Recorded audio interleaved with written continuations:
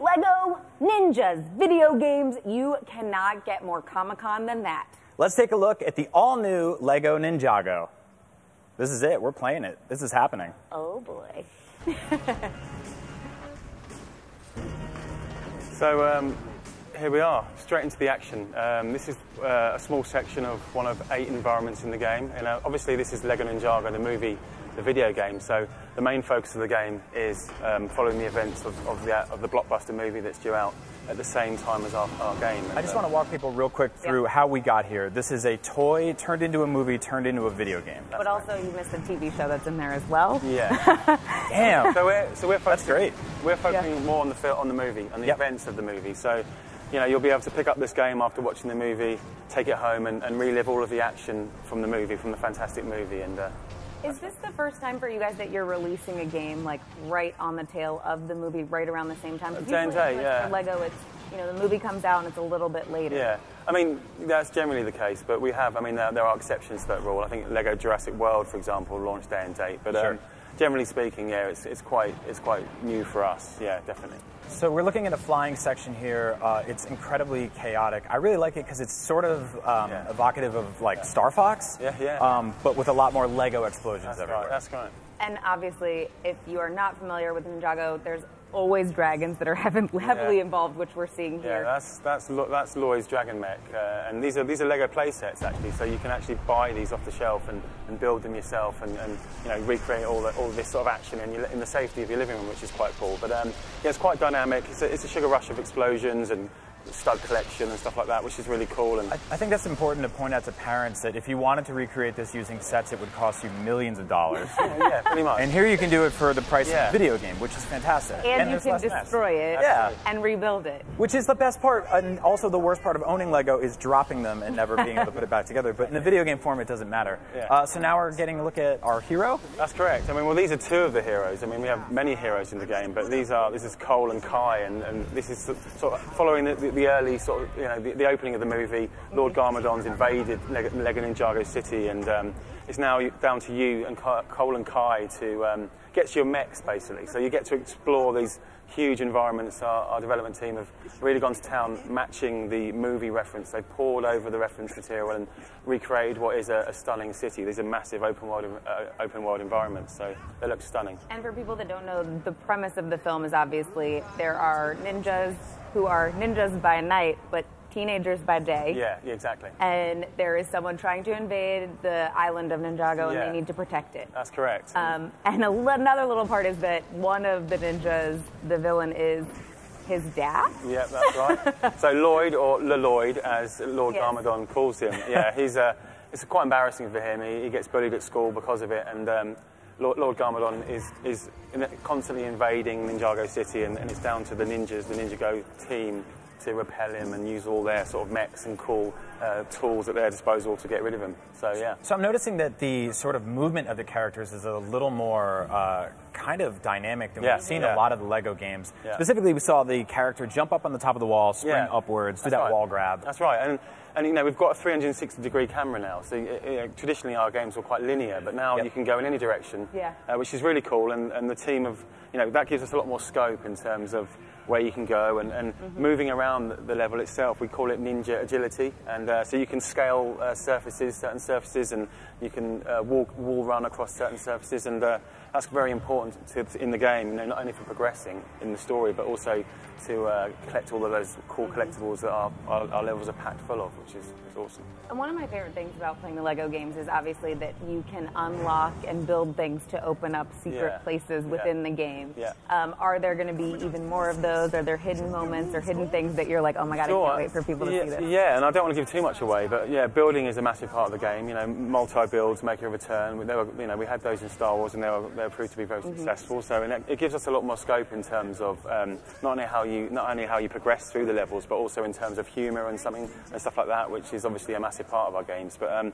yeah, lots of building, lots of smashing things apart, lots of stud collecting and stuff like that as well. Yeah, definitely. Now, in a lot of the games based on movies, obviously you have this roster to rely on of like hundreds of Marvel characters or every scientist that ever helped a dinosaur break loose in Jurassic World. How deep does the bench go in a game like this? I mean, you guys are basically based on original characters, so did you just come up with, like, is it an entire high school?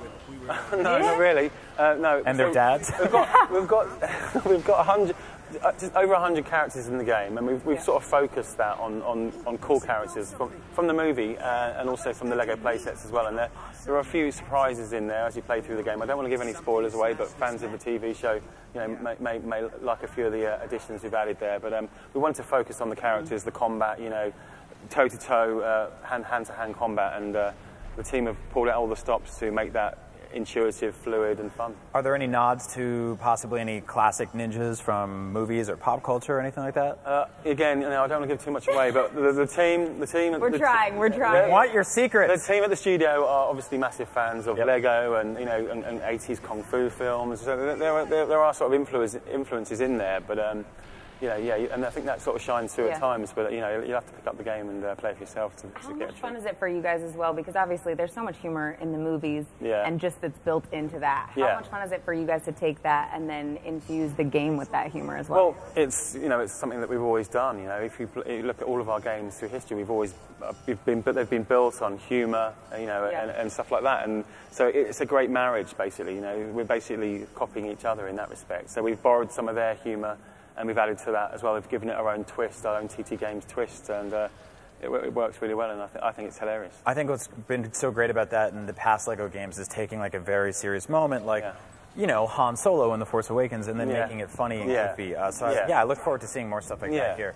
So multiplayer, obviously, big aspect of this game. Yeah, exactly. I mean, you've got co-op play in the story mode, and that's intrinsic to the way our games work. I think our games work best when you've got a brother or sister sat down, or maybe a mum and a dad, working together, using the different characters to play through the game. We've also got 4-player split-screen battle maps as well, and these are huge, vast, open areas where you can take part in lots of cool and interesting and fun game modes as well, like capture the flag and stuff like that. So it's lots of fun. There was actually just a scroll that came up that said every character has 4 abilities. That's correct, are there any new abilities that you guys are bringing in, or can you just run down some of those for this game? Yeah, well, then there are 4 core abilities, and that's sort of built on the way it's sort of spin jitsu. It's hard to say now. That plays a part in this game, and I don't want to give too much away, but there are different sort of areas. You'll have to use the different characters' abilities to unlock certain switches and get through certain doors and stuff like that. And they're very ninja-esque, which is cool. So we saw the beginning of the demo start with a sort of vehicular section and then cut over to more ground combat. What's the sort of percentage breakdown of how much players will be experiencing both of those worlds? Yeah, I think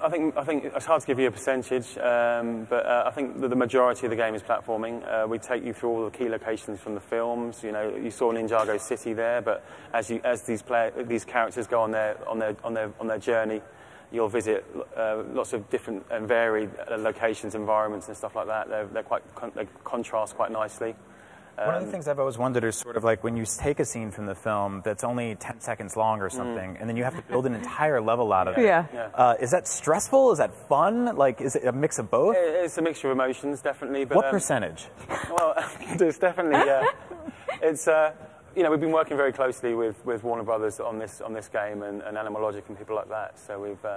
It's been a great relationship, and we've been lucky enough to get more than 10 seconds of footage from the film. So we want to create an authentic experience. We want kids to sort of, we want to create, like I say, go to the cinema, go to the movie theatres, watch the film, take it home, and relive all of that action in the safety of their living rooms. Well, and I think that there is something that, within the gaming world, people are getting so much more excited about, almost that interactive style of gameplay, where with the movie and then the game coming out immediately after, it kind of gives you that interactive feel, because you're getting to know these characters and then getting to play them immediately after. Exactly, and we go into, the movie's a couple of hours long, we go into much more detail. You can explore these locations that you see in the film in much more detail. Like I say, they're packed full of hidden collectibles and hidden secrets and stuff like that, and then you can replay these levels in free play as well, and the whole thing opens up and you can spend hours just wandering around these locations, and it's great to sort of dive into that sort of detail. Yeah. So as game designers, how do you sort of find that balance between walling off sections that are there on your first playthrough and sort of nudging players to come back and play over and over again?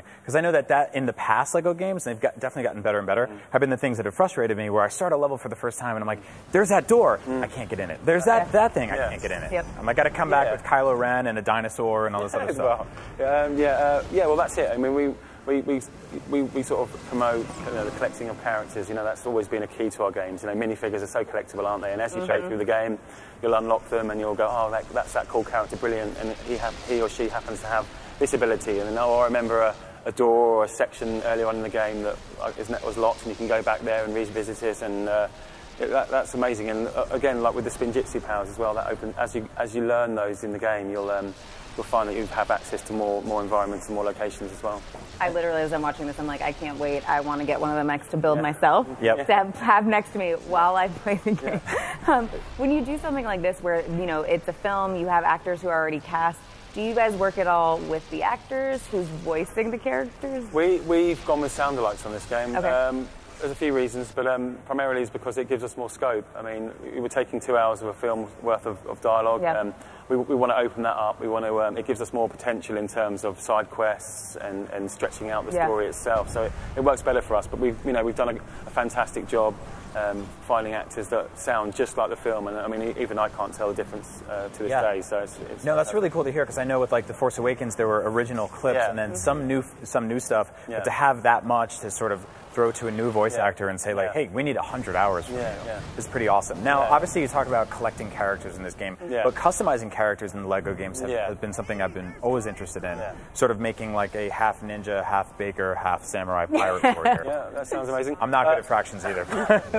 Is that going to be here too? Yeah, of course, and that's a staple for all of our games, but we've taken it a little step further. So as you collect studs in the game, you'll unlock more customization parts and things like that. So you can obviously change the colour, the gender, the hair, everything like that, but you can also assign weapons and abilities to these characters as well. And not only that, you can tweak the different ninja abilities and modify them, and it sort of adds a bit more variation on that side, and it's going to be cool. What is it like for you two? Obviously, we are here in San Diego at Comic-Con. The fact that people are so excited to hear stuff about video games here, where it's tied to films, and just the appetite for it is so much different than it used to be years past. Yeah, I think so. And I mean, traditionally, I think movie tie-in games weren't so good. I think if you look historically back in the 90s and stuff like that, they didn't do a great job. But I think that the bar's been raised. You've got lots of good games coming out now that are doing a great job, and I think our job, our main goal was to create an authentic movie experience, and that's what we want to do in terms of the visuals and the style and everything like that. We want to do it justice. I think that's the most important thing. I wanted to talk a little bit about the platforms this game will be available on, which usually for you guys is everything with the screen. So what's going on this time? So there's no microwave version this time around, but no. That's how I play all my games. We've dropped last gen. There's a few reasons. Basically because we want to squeeze as much power out of next gen as we can. Sure. And the game, it does justice to that. It looks amazing. We've got more enemies. We've got more Lego on the screen. We can really push the boundaries, the lighting and everything.